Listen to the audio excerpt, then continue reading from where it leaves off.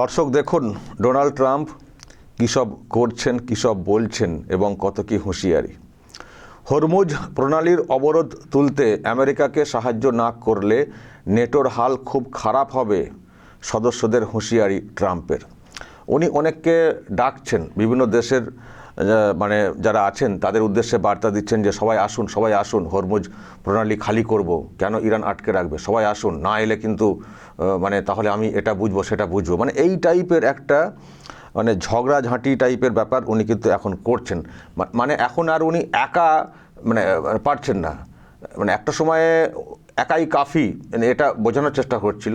কিন্তু এখন যখন মানে সময়টা অনেকটা চলে যাচ্ছে, সেই 28শে ফেব্রুয়ারি থেকে শুরু হয়েছে, এখনও বন্ধ হয়নি, ইরানকেও এখনও সারেন্ডার করানো যায়নি।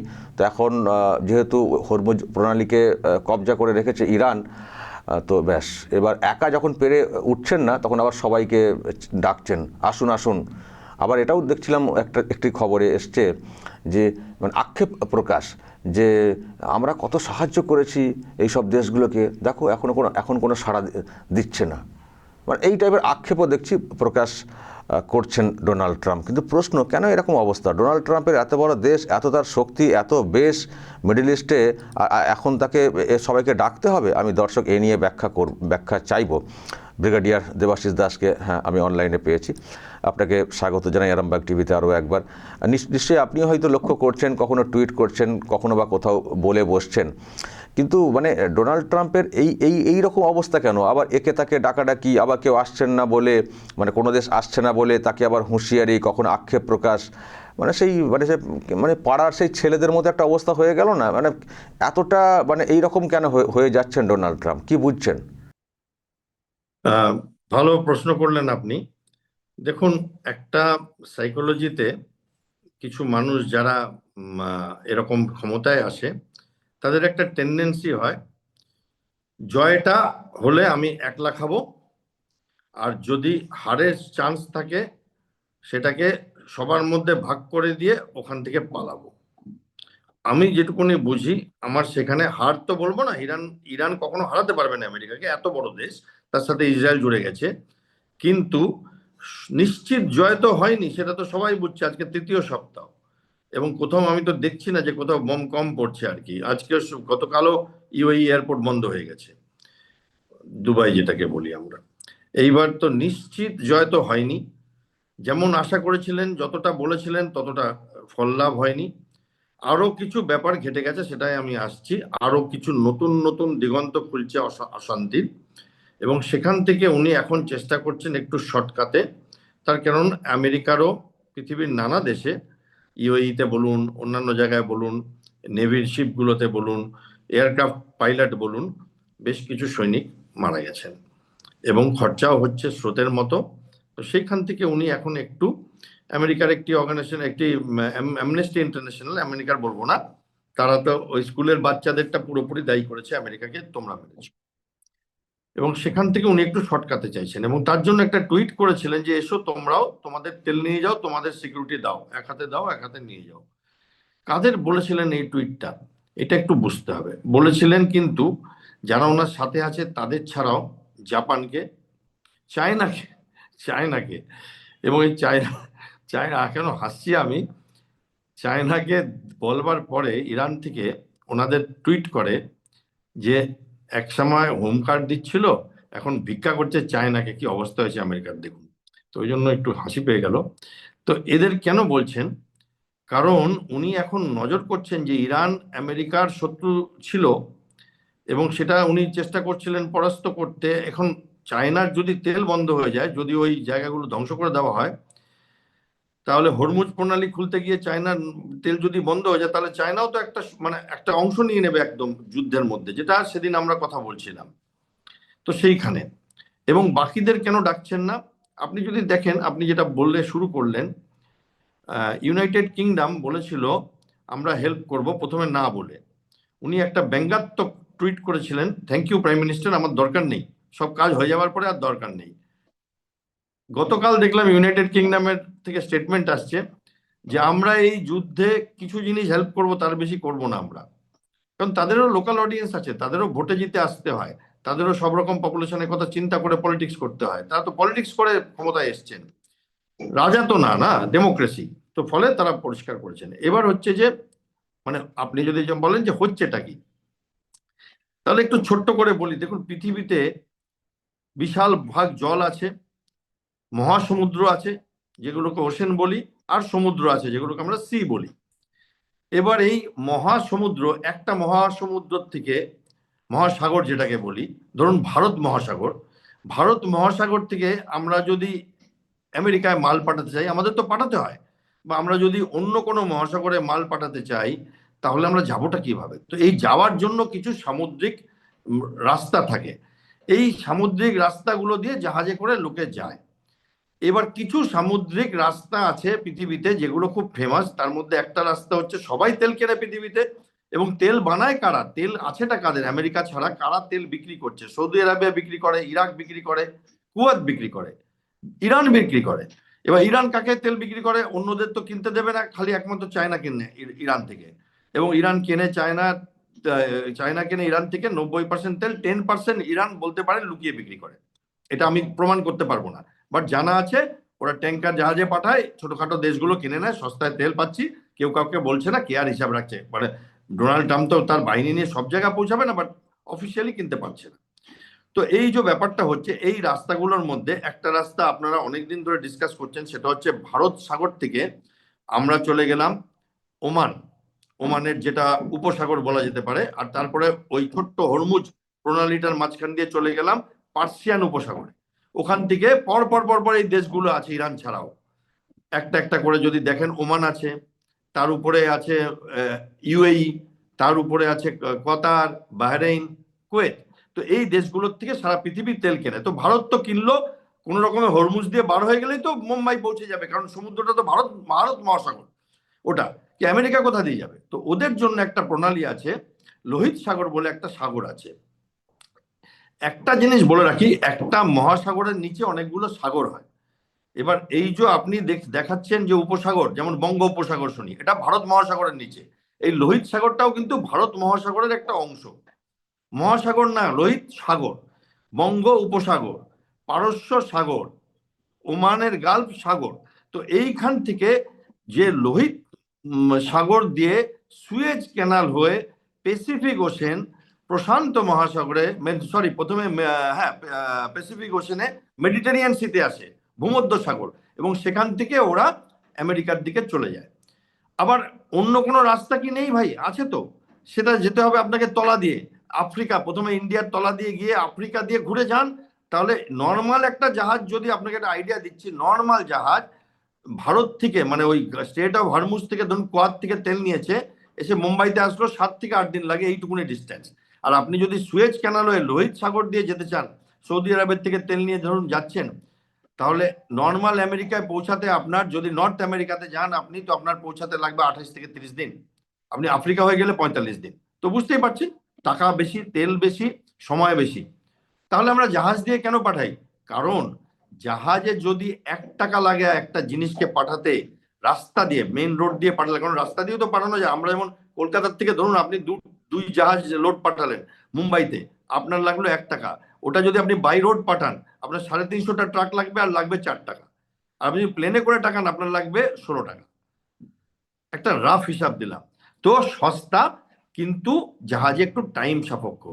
যে স্পিড পোস্ট আপনি পাঠান, যদি নর্মাল যায় তাহলে বলে 80 টাকা দিন, প্লেনে করে দিলে 200 টাকা নেবো, কালকে সকালে পৌঁছে যাবে, বলে কিনা?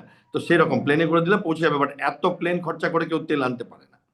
তো ফলে কি হচ্ছে, জাহাজটাই পৃথিবীর 80 থেকে 85% যে সামান যায়, রসদ যায়, সেটা যাই যাক, তেল তো মেইন, তেল ছাড়াও রসদ যায়। আমাদের দেশ থেকে ওষুধ যায়, জুয়েলারি যায়, অন্য কোনার থেকে তেল, চিনি আসে। তো সেই জিনিসগুলো 80 থেকে 85% সমুদ্র পথে যাত্রা করে, এবং এই সমুদ্র পথগুলো ফিক্সড। এবার যদি আপনি লোহিত সাগরে ঘেঁটে দিতে পারেন কোনো রকম ভাবে, তাহলে কি হবে, ওই সৌদি আরবিয়ার থেকে বা ইরান, কোয়াদ থেকে যে জাহাজগুলো এসে লোহিত সাগরে ঢুকছে, ঢুকে সুয়েজ ক্যানাল দিয়ে বেরিয়ে যাবে আমেরিকার দিকে বা প্রশান্ত মহাসাগরের দিকে, তাহলে সেইগুলো ঘেটে যাবে।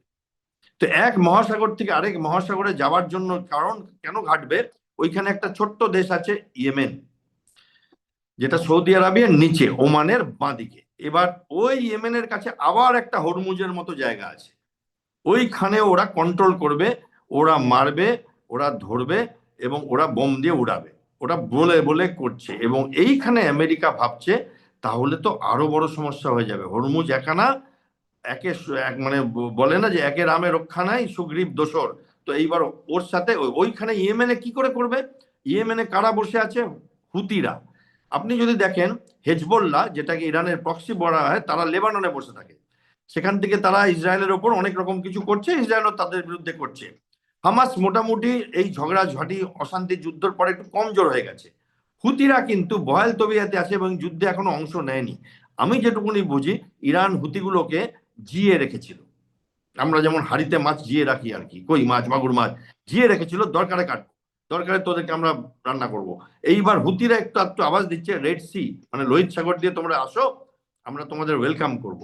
এইবার দেখছে তাহলে তো অলরেডি আমাদের এত ক্যাজুয়ালিটি হয়ে গেছে, এতগুলো যুদ্ধ জাহাজ, কি করব? আজকে দেখছি ওদের যে বড় এয়ারক্রাফট ক্যারিয়ারটা আছে, ফোর্ড নাম তার, প্রেসিডেন্টের নামে, রাষ্ট্রপতির নামে ওদের সব এয়ারক্রাফট ক্যারিয়ার গুলো হয়।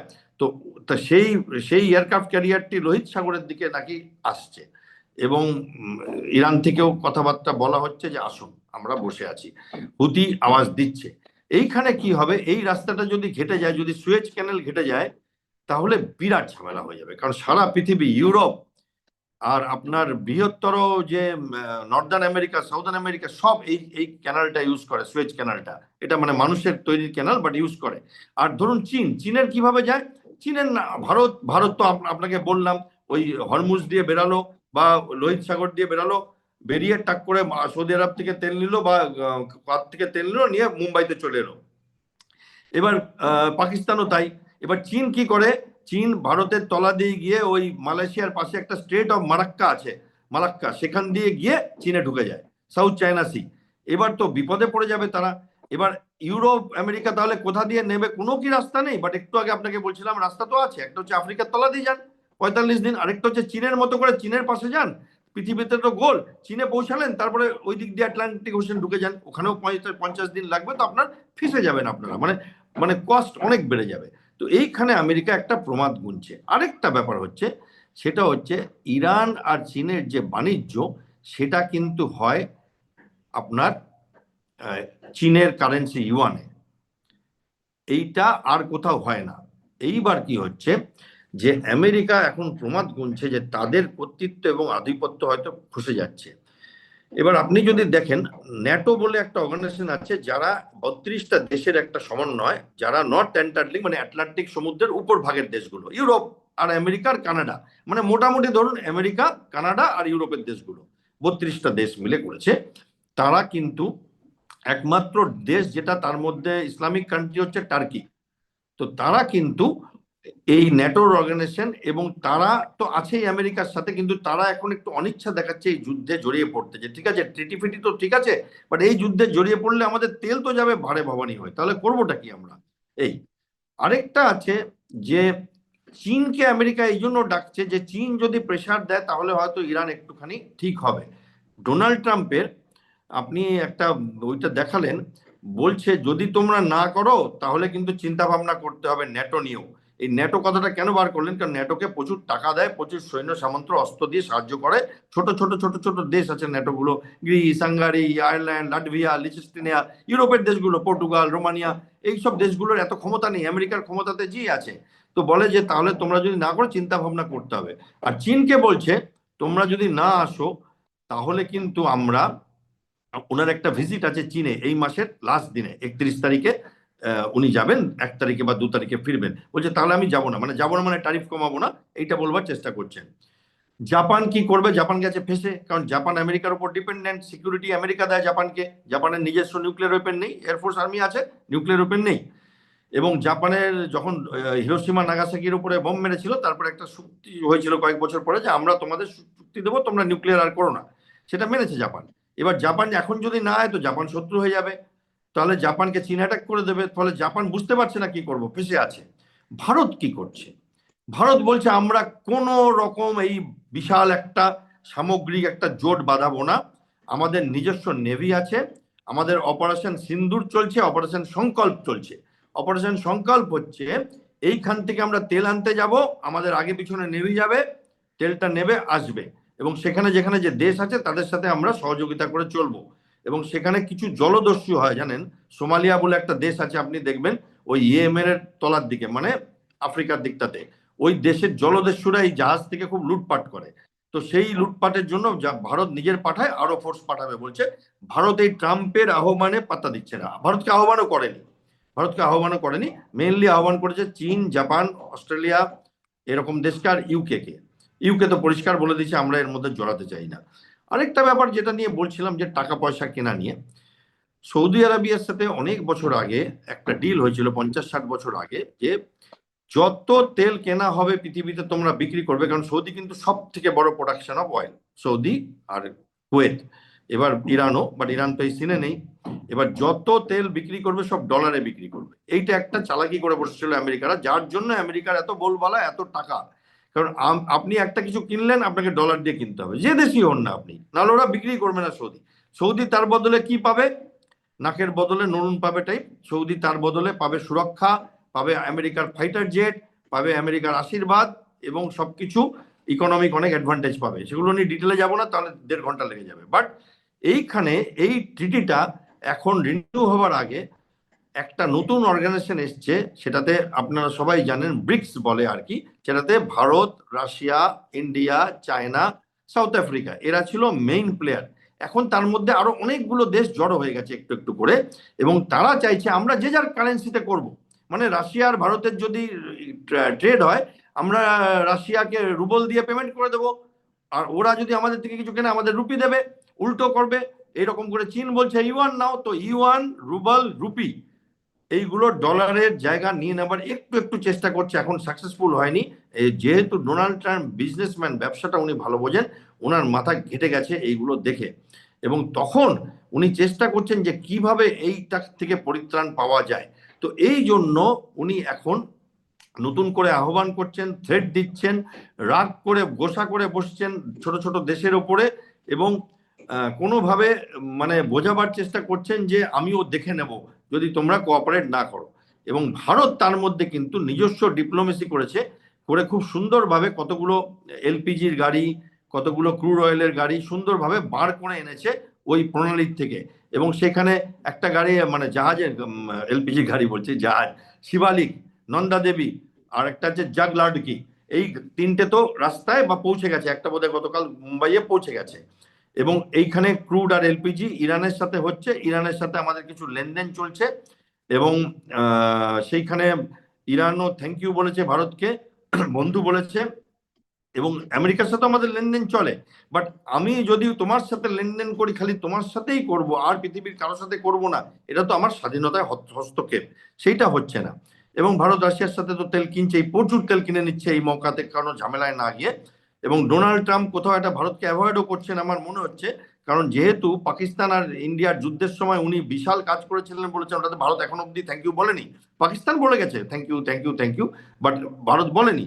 ইরান আরেকটা চালাকি করেছে, পাকিস্তানকে খুব করে থ্যাংক ইউ বলেছে কালকে, আপনারা আমাদের সাহায্য করছেন, আমাদের সাপোর্ট করেছেন, থ্যাংক ইউ। মানে একরকম করে পাকিস্তানকে ইরান ফাঁসিয়ে দিয়েছে, কারণ পাকিস্তান আমেরিকার হয়ে তো কাজ করা উচিত, মানে অফিসিয়ালি তো সেটাই, কারণ মানে ও তো, মানে ও ডাকে আর ও এসে লেজ নাড়ে, আমেরিকার থেকে ডোনাল্ড ট্রাম্প ডাকে, আসিম মুনির গিয়ে লেজ নাড়ে। ওদের প্রধানমন্ত্রী তো সারা পৃথিবীর সামনে দাঁড়িয়ে বলেন যে বিখ্যাত, মানে সব থেকে ভালো লোক পৃথিবীর হচ্ছে ডোনাল্ড ট্রাম্প, তাকে নোবেল প্রাইজটা দিয়ে দিন আপনারা শান্তির। তো সেইখানে পাকিস্তানের কাছে ফেসেছে, ইরান থ্যাংক ইউ বলে দিয়েছে, পাবলিকলি বলে দিয়েছে। এবং এই থ্যাংক ইউর দাম অনেক দিতে হবে পাকিস্তানকে আর কি, আমেরিকাকে, কারণ আমেরিকা তো জবাব চাইবে, চায়নাও জবাব চাইবে। এখন পাকিস্তান পড়ে গেছে দুটানায়, সেটা ছাড়ুন, আমি পাকিস্তানে যাচ্ছি না। বাট ভারত নিজের মতো করে ম্যানেজ করছে এই পুরো ব্যাপারটাকে, ইরানের সাথে লেনদেন করছে, কিছুটা মিসআন্ডারস্ট্যান্ডিং ছিল সেটাও চলে যাচ্ছে মনে হচ্ছে। এবং কোথাও আমি আমেরিকার একটা দেখতে পাচ্ছি যে কোথাও এখান থেকে যদি পালানো যায়, এইটাকে বিচ্ছিরিভাবে ঘেটে দিয়েছি, এবার চলো এখান থেকে পালাই, এটা ঠিক হলো না, অন্য কোথাও একটা ছোটখাটো দেশ অ্যাটাক করি, কিউবাকে অ্যাটাক করি, হ্যাঁ এরকম একটা কিছু করি, এইরকম একটা মনোভাব নিয়ে ডোনাল্ড ট্রাম্প ঘুরছেন। আমি জানি না কি হবে, বাট রেড সি, মানে রেড সির ওপরেই হচ্ছে সুয়েজ ক্যানাল, এবং ওই জায়গাটাতে যদি ঘেটে যায় জাহাজ যাত্রা, তাহলে তো পৃথিবীর মানে বদলে যাবে। কারণ তেলের দাম বদলে যায় যদি সমগ্র বিশ্বের, আমরা তো এখন ম্যানেজ করছি, মানে বলুন তো কি, মানে এখানে আগুন লেগেছে একটু নিভালাম, ওখানে একটু জল পড়ছে, একটু বালতি লাগিয়ে দিলাম, এরকম করছি। সিস্টেম এখনো ঠিক হয়নি, সিস্টেম স্টেবিলাইজ হয়নি। এবার সিস্টেম যদি স্টেবিলাইজ না হয়, তার সুদূর প্রয়াসী এফেক্ট হবে সারা পৃথিবীতে। সারা পৃথিবী তেলের ওপর নির্ভর জ্বালানি হিসাবে, এবং সেইখানে হয়তো আমরা দুর্দিন দেখতে পারি, এই যুদ্ধের কোনো রকম দূর দূর থেকে অংশীদার না হয়েও। আর আমেরিকা তো প্রচুর টাকা, প্রচুর তেল রসদ আছে, বাট আমেরিকাও কিছু কিছু তো নাক কাটছে। কারণ ইরানের যদি আমেরিকা সবকটা এয়ারপোর্টও ভেঙে দেয়, সবকটা ফাইটার এয়ারক্রাফট মেরে দেয়, বাট ইরান যদি একটা নেভাল জাহাজকে ডুবিয়ে দেয় বা 100টা লোকও মেরে দেয়, সেটা আমেরিকার জন্য খুব বড় মানে অপমানকর ব্যবস্থা হচ্ছে। সেটা আস্তে আস্তে সেই দিকে এগাচ্ছে। দেখা যাক কি হয়, আশা করি মিটে যাবে। আপাতত তো এটাই হচ্ছে। ওকে, অসংখ্য ধন্যবাদ, আপনি বিস্তারিত ব্যাখ্যা দিয়ে দিয়েছেন, অনেক কিছু জানলাম এখান থেকে। ভালো থাকবেন। দর্শক শুনলেন ব্রিগেডিয়ার দেবাশিস দাস ব্যাখ্যা দিলেন ডোনাল্ড ট্রাম্প কেন এইরকম করছেন, একে ডাকছেন তাকে ডাকছেন, কেনই বা তারা আসছেন না যাদেরকে ডাকা হচ্ছে, তারাই বা কী ভাবছেন, ব্যাখ্যা দর্শক পেলেন। আর যেটা উনি ব্যাখ্যা দিচ্ছিলেন যে আমরা এতদিন তো আমরা মানে হরমুজ প্রণালী ওটাই নিয়ে কথা বলছিলাম, ওই যে ইরানের নিচের ওই যে মানে বাঁক মতো অংশটা, হরমুজ প্রণালী যেখান দিয়ে সমস্ত জাহাজগুলো আসে এদিকে, মানে কাতার, ওমান, বাহরিন, যেখান থেকেই কিছু কেনা হোক না কেন যাতায়াত করতে হয়, কিন্তু এই হরমুজ যে প্রণালী ওই অংশটা দিয়ে ওটাকেই বাজি ধরেছে ইরান। কিন্তু এটা যেমন একটা বিষয়, তেমনি যেটা ব্রিগেডিয়ার দাস ব্যাখ্যা দেওয়ার চেষ্টা করছিলেন, এই যে ওমান, তারপরে ইয়েমেন, এই যে এখান দিয়ে একটা যে দেখুন এই যে একটা চলে গেছে উপর দিকে এই রাস্তাটা হচ্ছে মানে রেড সি, এটা হচ্ছে ইউরোপে যাওয়ার একটা রাস্তা। আর উপরের অংশটা মনে হচ্ছে যে জল নেই, এটা অনেকটাই মানে এটা যে জুম করে দেখা যায় দেখবেন একটা সরু খাল কাটা রয়েছে। তো ওখান দিয়ে জাহাজগুলো ওই যে টার্কি ওপরে দেখছেন মানে ইউরোপে ঢুকে যায়, ওখান দিয়ে আমেরিকা চলে যায়। তো এখন এই রাস্তাটাও ব্লক করার একটা চেষ্টা ইয়েমেনে হুতিরা আছে, তারা এখানটা আবার কবজা করার চেষ্টা করছে।